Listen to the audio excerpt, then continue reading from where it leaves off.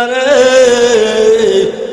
ওই জান্নাতের ভিতরে সুখ আর সুখ, শান্তি আর শান্তি, এমন সুখ এমন শান্তি আল্লাহ রাব্বুল আলামিন রাখছেন। যে শান্তিটা কেমনে বোঝাই আমি আপনাদেরকে, কেমন সুখ আল্লাহ রাখছেন জান্নাতের ভিতরে, কেমন সুখ আল্লাহ রাব্বুল আলামিন রাখছেন। দুনিয়ার কোনো বিছানা না, দুনিয়ার কোনো এয়ার কন্ডিশন না, দুনিয়ার তো এয়ার কন্ডিশন ফসা এয়ার কন্ডিশন, দুনিয়ার সুখ তো ফসা সুখ, দুনিয়ার নারী তো ফসা নারী। আল্লাহ বলেন জান্নাতের ভিতরে আমি আল্লাহ রাব্বুল আলামিন এমন সুন্দর সুন্দর হুরুল গিলমান রাখছি, এত সুন্দর হুরুল গিলমান রাখছি। দুনিয়াতে এত সুন্দর কোন নারী নাই, এত সুন্দর নারী আমি আল্লাহ সৃষ্টিও করি নাই। আমি আল্লাহ রাব্বুল আলামিন সুন্দর হুরুল গিলমান আমি আল্লাহ তোমাদের জন্য জান্নাতের মধ্যে রাখছি। তবে বাংলা রে, শর্ত হলো আমি আল্লাহর গোলামি কর, আমি আল্লাহর দাসত্বগিরি করে বান্দা, আমি আল্লাহর বিধান যদি মানতে পারো, আমি আল্লাহর কথা মতো যদি তোমার জীবনটাকে চালাইতে পারো, ওয়াদা দিলাম রে বান্দা, জান্নাতের ভিতরে সুখ ও শান্তি আমি আল্লাহ দিব, জান্নাতের রাজনেমত দিব। যদি আপেলটা খেতে পারতাম, আপেলটা বলতে দেরি হবে, আপনার সামনে আল্লাহ রাব্বুল আলামিন জান্নাতি প্লেটের মধ্যে এই আপেলটা আপনার সামনে হাজির হইতে দেরি হবে না। আপেলটা কাটার পরে দেখবেন সুন্দরী রূপসী একজন নারী আল্লাহ তোমাকে আপেলের ভিতরে আল্লাহ উপহার দিয়েছেন। আর আসতে কই সুবহানাল্লাহ, দুনিয়ার নারীর হইছে গুরিনি। আল্লাহ বলেন রে বান্দা, দুনিয়ার নারীরা পোশাক গালদা, কিন্তু জান্নাতের মধ্যে যে নারীরা থাকবে এরা আল্লাহ রাব্বুল আলামিন এত সুন্দর দিলেন। আল্লাহ রাব্বুল আলামিন সেই কথাই কয়, ইন্নাল্লাযীনা আমানু ওয়া আমিলুস সালিহাতি কানাত লাহুম জান্নাতুল ফিরদাউসি নুজুলা। বান্দারে, আমি আল্লাহর বিধান যদি মানো, যদি আমি আল্লাহর কথা মতো চলো, আমি আল্লাহ ওয়াদা দিলাম আমার তরি জান্নাত তোমাকে আমি আল্লাহ উপহার হিসাবে আমি আল্লাহ দান করব। কোন জান্নাত? জান্নাত একটু অনুমতি দেন। কি অনুমতি দেব? ওগো প্রভু, আমি জান্নাতুল ফেরদাউসের মাঠটা একটু ভ্রমণ করতে চাই, ময়দানে মাজিদ এই মাঠটা একটু ভ্রমণ করতে চাই, একটু আমাকে অনুমতি দিবেন? হ্যাঁ প্রভু, তুমি যে জান্নাত সৃষ্টি করেছো, জান্নাতুল ফেরদাউসের মাঠ বানাইছো, দয়া করে একটু অনুমতি দাও, আমি জান্নাতুল ফেরদাউসের মাঠটা একটু ভ্রমণ করতে চাই, দয়া করে আপনি আমাকে একটু অনুমতি দেন। আল্লাহ ডাক দেওয়া জিবরাইল, যাও তোমাকে জান্নাতুল ফেরদাউসের মাঠটা ভ্রমণ করার একটু সুযোগ করে দিলাম। জিবরাইল বলেন, ওগো আল্লাহর নবী, আমি জান্নাতুল ফেরদাউসটা আমি ভ্রমণ করার জন্য আমি প্রস্তুতি নিলাম। কি নিলেন? প্রস্তুতি। এর আগে আসুন, জিবরাইল যে প্রস্তুতি নিল, জিবরাইলের ডানা কতটা, স্পিড কতটুকু সেটা বোঝার দরকার। জিবরাইলের পাখা হলো আপনার 600 নূরের পাখা। কয়শো? 600 নূরের পাখা।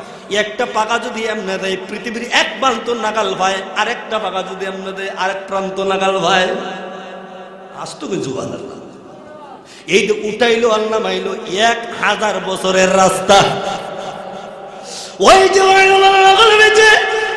আমার 600 নূরের পাখা আছে, আমি 600 নূরের পাখার মধ্যে স্পিড কতটুকু সেইটা আগে বুঝি, এরপরে বুঝবো জিবরাইল আলাইহিস সালাম জান্নাতুল ফেরদাউসের মাঠ মাজিদটা কতটুকু সময় ভ্রমণ করেছিলেন।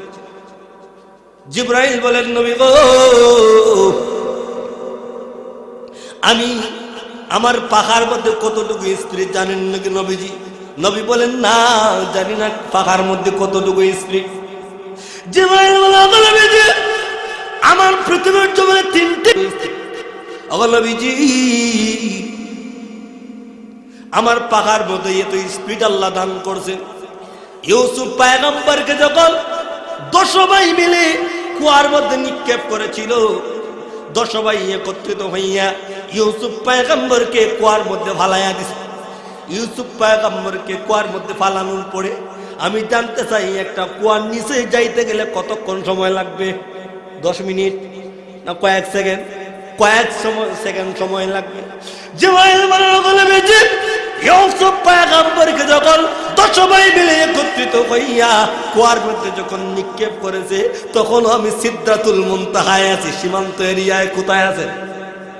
সীমান্ত এরিয়ায় সিদরাতুল মুনতাহায়। নবী গো, সিদরাতুল মুনতাহার মধ্যে আছি, আল্লাহ রাব্বুল আলামিন আমাকে ডাক দেন, ও জিবরাইল, আমার বন্ধু ইউসুফকে 10 ভাই মিলিয়া কুয়ার মধ্যে নিক্ষেপ করেছে। ও জিবরাইল, যাও, আমার বন্ধু ইউসুফ কুয়ার নিচে যাওয়ার আগে আগে আমার ইউসুফকে তোমার কোলে উঠায় এলা। জিবরাইল বলে, আমি কই ইউসুফ কই, আমি কই ইউসুফ কই, আমি তো সিদরাতুল মুনতাহায় আছি। নবীজি, আমি আমার 600 নূরের পাকা দিয়া টান দিলাম, টান দিয়া কুয়ার নিচে পৌঁছে গেছি। আয়েশা দেখি তখনও ইউসুফ পয়গম্বর কুয়ার নিচে আসে নাই। আর জোরে বলে সুবহানাল্লাহ। স্পিড কম না বেশি? বাতাসের মতো না? তুলনা নাই, তুলনা নাই। এক জায়গা আরেক জায়গার মধ্যে ইউসুফ পয়গম্বর, এখানে বুঝলাম। এবার আরেক জায়গায় কতটুকু কষ্ট হয়েছিল জিবরাইলের। জিবরাইল বলেন, নবীজি, আমাকে যখন আল্লাহ অর্ডার দিলেন ইব্রাহিম আলাইহিস সালাম যখন তার সন্তান ইসমাইল আলাইহিস সালামকে নিয়ে মিনার ময়দানে যখন গিয়েছেন গলার মধ্যে ছুরি লাগাইবেন, ইসমাইল আলাইহিস সালামের গলায় ছুরি লাগাইবেন, তখন আমি জানতে চাই ইব্রাহিম আলাইহিস সালাম হাতের মধ্যে ছুরি নিয়েছেন, গলার মধ্যে আপনার ছুরি লাগাইবেন ইসমাইলের, সময় মনে হয় 1 ঘন্টা বাকি থাকে। কুরবানি দেওয়ার দিন যখন হুজুর হাতের মধ্যে ছুরি লয়, কতটুকু সময় লাগে? 1 ঘন্টা না কয়েক মিনিটের ভিতরে জব করিলায়? কয়েক মিনিট বা কয়েক সেকেন্ডের মধ্যে জব করে ফেলে। জিবরাইল বলেন, নবী গো, আমি তখন সিদরাতুল মুনতাহায় ইব্রাহিম আলাইহিস সালাম ইসমাইলকে কুরবানি দেওয়ার জন্য গলা ছুরি লাগাইবার জন্য যখন হাতের মধ্যে ছুরি নিলেন, আর সময় বাকি নাই, তখন ইসমাইল আলাইহিস সালামের গলায় ছুরি লাগাইবেন। আমাকে আল্লাহ দান, জিবরাইল যা, আমার বউ ইব্রাহিম ইসমাইলের গলায় ছুরি লাগাইবার আগে আগে আমার ইসমাইলকে তোমার কোলে উঠায় না। জিবরাইল বলেন, আমি কই, ইসমাইল কই? ইসমাইল তো মিনার ময়দানে, আমি তো সিদরাতুল মুনতাহায়। নবীজি, আমি আমার 600 নূরের পাকা দিয়ে টান দিলাম, মিনার ময়দানে পৌঁছিয়া ইসমাইলকে কোলে উঠাইছি, তখন ইব্রাহিম ইসমাইলের গলায় ছুরি লাগায় না। স্পিড কম না বেশি? আর এক জায়গায় 3 নম্বর হলাম আমার নবীজি তায়েফবাসী যখন আপনার উপর নির্যাতন করেছিল, আপনাকে কষ্ট দিয়েছিল, আপনার শরীর থেকে যখন রক্ত মোবারক বের হয়েছে, রক্তগুলা বের হয়, রক্ত বের হওয়ার পরে জমিনে ভরবনি করতো না। বিশ্ব নবী রাহমাতুল লিল আলামিন ওনার পালক পুত্র যায়েদ রাদিয়াল্লাহু তাআলা আনহুকে ডাক দিয়ে বললেন, যায়েদ রে, ও যায়েদ, একটা কাপড়ের টুকরা দাও। যায়েদ রাদিয়াল্লাহু তাআলা আনহু কাপড়ের টুকরা দিলেন, রক্তগুলাকে নবীজি কাপড়ের মধ্যে চূষণ করে নিলেন।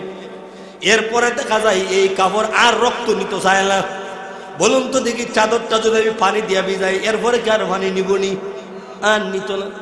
এবার আল্লাহর নবী বিশ্ব নবী রাহমাতুল লিল আলামিন শরীর মুবারকের মধ্যে রক্তগুলাকে মোশন করতেছেন, রক্ত তো আর শরীর টানে না।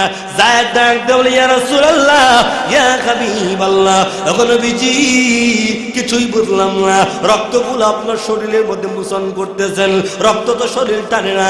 আল্লাহর নবী ডাক দেন, যায়েদ রে, যদিও বেঈমান কাফেররা আমার রক্ত লোড না বুঝে, কিন্তু জমিন তো আমার রক্ত লোড বুঝবে, জমিন কম্পন শুরু হয়ে যাবে রে যায়েদ, এই জন্য রক্তটা আমার শরীরের মধ্যে মোশন করতেছি।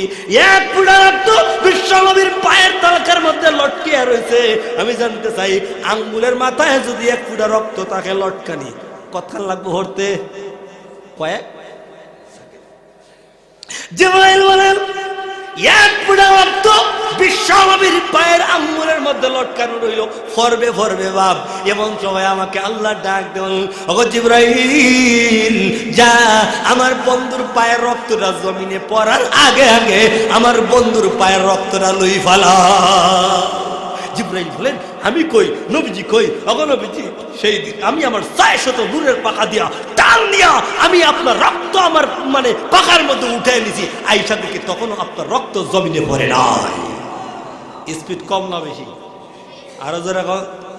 ওই জিবরাইল বলেন, ওগো নবীজি, আল্লাহর কাছে অনুমতি চাইলাম, আল্লাহ গো, আমাকে একটু অনুমতি দেন, আমি জান্নাতুল ফেরদাউসের মাঠটা ভ্রমণ করতে চাই, ময়দানে মাজিদ আমি একটু ভ্রমণ করতে চাই। আল্লাহ অনুমতি দিলাম।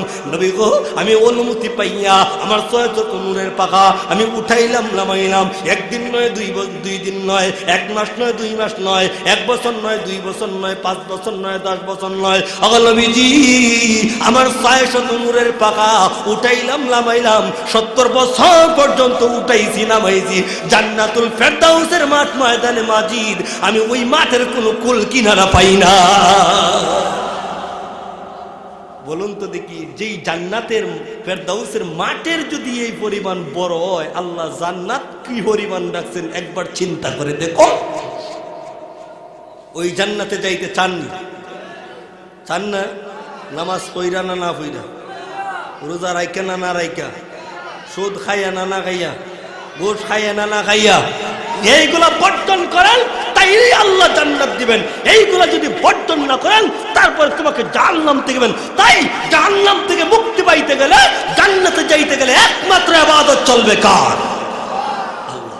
আল্লাহ বলবো, আল্লাহ আমি আল্লাহ জান্নাতের মধ্যে আমি আল্লাহ এত নাজ নিয়ামত রাখছি, এমন নাজ নিয়ামত আমি আল্লাহ রাখছি, পৃথিবীর কাউকে আমি আল্লাহ এত নাজ নিয়ামত দেই নাই। পৃথিবী এত নাজ নিয়ামত আমি আল্লাহ কাউকে দেই নেই। পৃথিবীর জমিনে যত নাজ নিয়ামত আছে, যত নাজ নিয়ামত আমি আল্লাহ তোমাকে দিছি, পৃথিবীর জমিনে কাউকে আমি আল্লাহ দেই।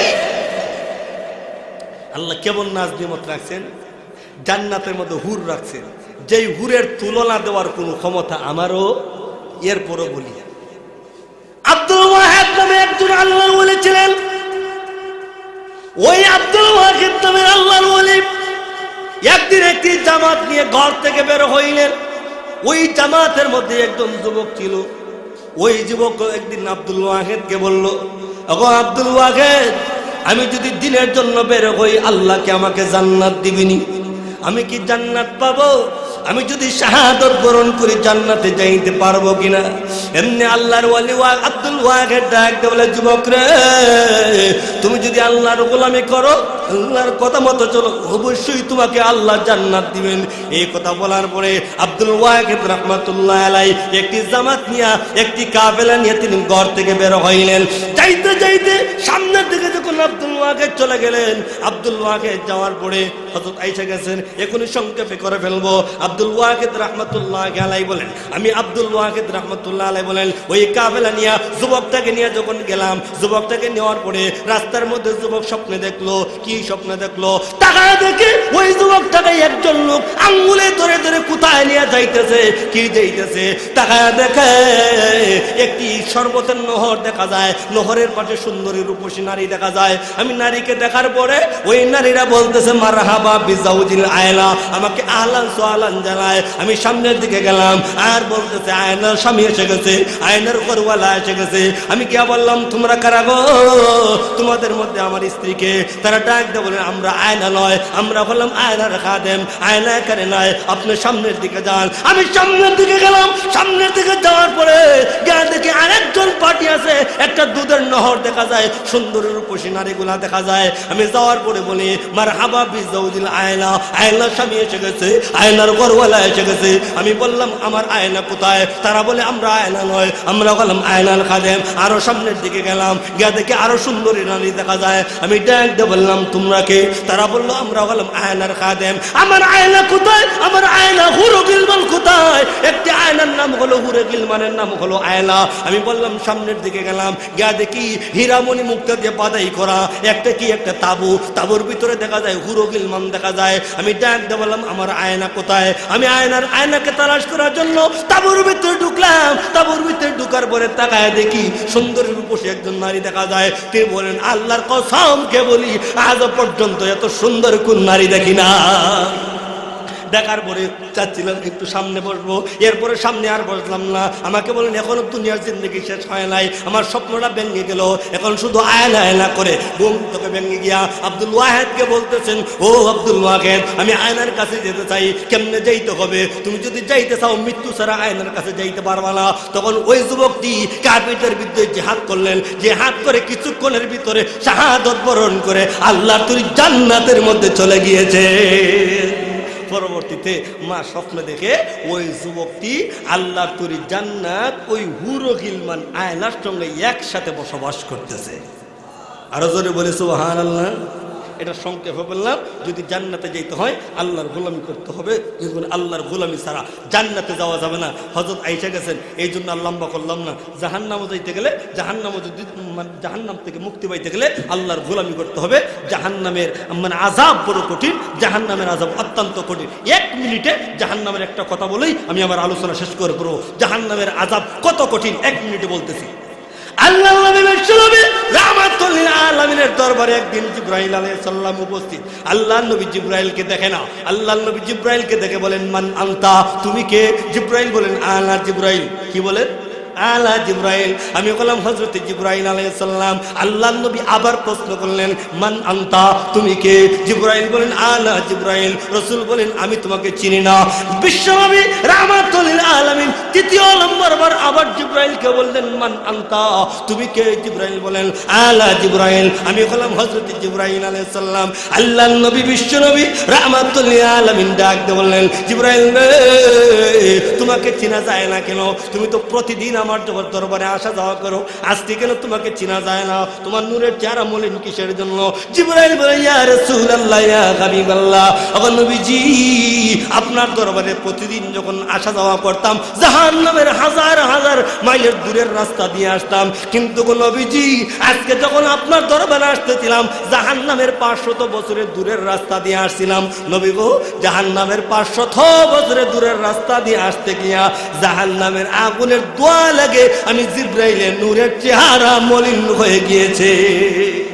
এবার বলুন তো দেখি, জাহান্নামের আগুনের দোয়ার যদি ইজাত পাওয়ার হয়, এবার বুঝুন জাহান্নামের আগুনের পাওয়ার কতটুকু হবে।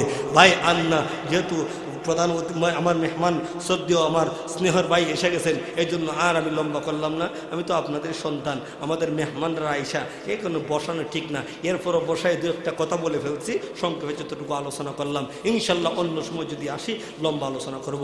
আল্লাহ যতটুকু আলোচনা করলাম সবার আগে আল্লাহ আমাকে আমল করা তৌফিক দান করে। সকলে বলেন আমিন। ওয়া মা আলাইনা ইল্লাল বালাগ। আসসালামু আলাইকুম ওয়া রাহমাতুল্লাহি ওয়া বারাকাতুহু।